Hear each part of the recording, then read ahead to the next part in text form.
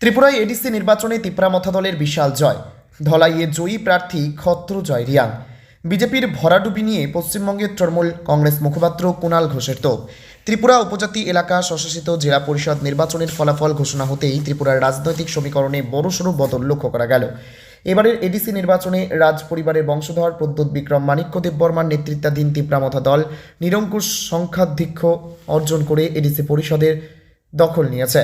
ধলাই জেলার গুরুত্বপূর্ণ ৮ নম্বর গঙ্গানগর গন্ডাছড়া আসনে তিপ্রামথা দলের প্রার্থী খত্রজয় রিয়াং বিপুল ভোটে জয়লাভ করেছেন।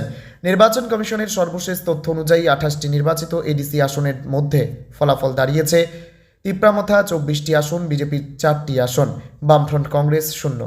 ত্রিপুরায় ক্ষমতাসীন বিজেপির এই শোচনীয় পরাজয় নিয়ে তীব্র কটাক্ষ করেছেন পশ্চিমবঙ্গের তৃণমূল কংগ্রেস মুখপাত্র কুণাল ঘোষ। সামাজিক মাধ্যমে প্রতিক্রিয়া ব্যক্ত করে তিনি জানান যে ত্রিপুরার মানুষ জনবিরোধী বিজেপি সরকারকে প্রত্যাখ্যান করেছে। তিনি আরও দাবি করেন যে ভয় এবং সন্ত্রাসের রাজনীতি করে মানুষের রায়কে যে আটকে রাখা যায় না। ত্রিপুরায় আজ এডিসি নির্বাচনের এই ফলাফল তারই প্রমাণ দিল। তিপ্রামথা দলের এই জয় ত্রিপুরার পাহাড়ি অঞ্চলের রাজনীতিতে এক নতুন অধ্যায়ের সূচনা করল। কোনো জাতীয় দলের সাহায্য ছাড়াই একক শক্তিতে আঞ্চলিক দলের এই জয় ত্রিপুরায় আগত ২০২৮ সালের বিধানসভা নির্বাচনের আগে শাসক দল বিজেপির জন্য বড় সতর্কবার্তা বলে মনে করছেন রাজনৈতিক বিশ্লেষকরা। ত্রিপুরা থেকে বিক্রম কর্মকারের report, crime press Bengal news.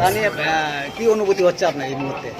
তো খুবই আনন্দিত, কারণ এই যে আমাদের যে জয়ী, প্রথমে আমি আমাদের যে ত্রিপ্রাসা যারা ৮ নং গঙ্গানগর এবং রাইমাল ভ্যালিতে যারা ভোটার্স রয়েছে তাদেরকে নমস্কার এবং ধন্যবাদ জানাই যে মহারাজার উপরে যে এত বিশ্বাস এবং যে আমাদের যে লড়াই, যে আমাদের অধিকারের জন্য, এই অধিকারকে মাথা রেখে যে সহযোগিতা দেওয়ার জন্য এবং আমাদের ঠানসা যে ইউনিটিতে ভোট দেওয়ার জন্য সবাইকে নমস্কার এবং ধন্যবাদ জানাই। এবং আশা করি আমরা সবাই আমাদের যে ইএম স্যার, প্রাক্তন ইএম স্যারও আছে, আমাদের ইলেক্টেড ম্যাডাম এমএলএ ননিতা ম্যাডাম আছে, আমাদের লিডার্স আছে, আমরা সবাই মিলে আমাদের এই রাইমা ভ্যালিটা আমরা আমাদের হাতেই রাখবো এবং আগামী দিনে যে কোনো ইলেকশন হোক আমরা রেডি আছি এবং প্রস্তুতি আছি।